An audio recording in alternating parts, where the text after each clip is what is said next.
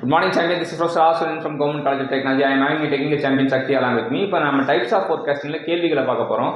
கேள்விகளை சந்தித்தால் எல்லையில்லா வளர்ச்சி காணலாம். ஸோ முதல் கேள்வி சக்தி கேள்வி கணையோட வந்திருக்காரு. என்ன கேட்க போறான்னு பார்ப்போம்.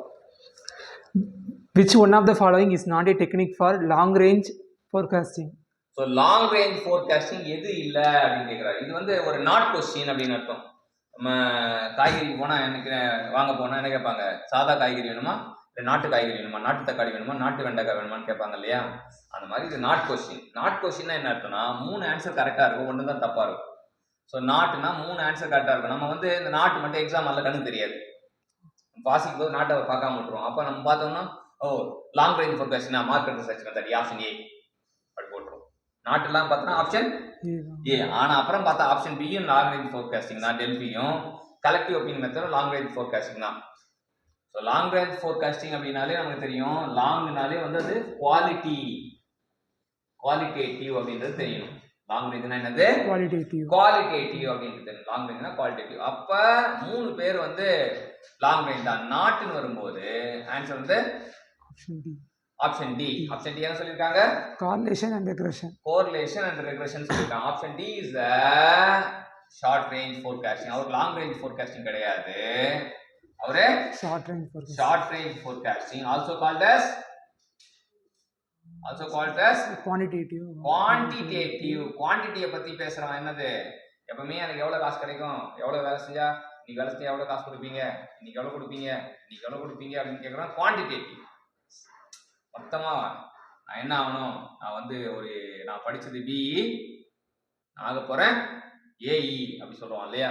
நான் படிச்சது பிஇ, ஆக போறேன் ஏஇ அப்படின்னா அது லாங் ரேஞ்ச். ஷார்ட் ரேஞ்ச்னா இன்னைக்கு என்ன கிடைக்கும், எனக்கு நான் 1 மணி நேரம் வேலை செஞ்சா எனக்கு 10 ரூபா கொடுப்பீங்களா, எனக்கு 50 ரூபா கொடுப்பீங்களா, அது ஷார்ட் ரேஞ்ச். ஸோ ஷார்ட் ரேஞ்ச்னாலே குவான்டிட்டி, லாங் ரேஞ்ச்னா குவாலிட்டி.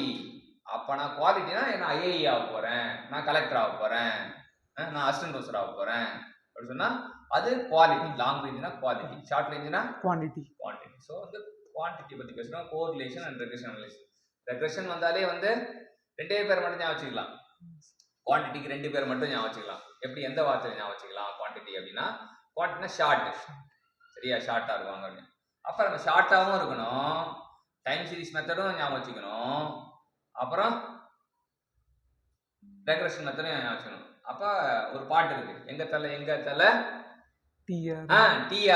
அப்ப டிஆர்னா T for time series method, R for regression method. T R எப்படி இருப்பாரு, ஷார்ட்டா இருப்பாரு. பாத்திருக்கீங்க டிஆர், ஷார்ட்டா இருப்பாரு. அப்ப ஷார்ட்டா இருக்க டிஆர் பார்த்தா உனக்கு என்ன ஞாபகம் வரணும், short range quality, short time forecasting ஞாபகம் வரணும், குவான்டிட்டி ஞாபகம் வரணும், டைம் சீரிஸ் ஞாபகம் வரணும், ரெக்ரெஷன் ஞாபகம் வரணும். சரியா, அப்படி ஞாபகம் வந்ததுன்னா எக்ஸாம் ஹால்ல திணறாம கரெக்டா ஆன்சர் பண்ணலாம்.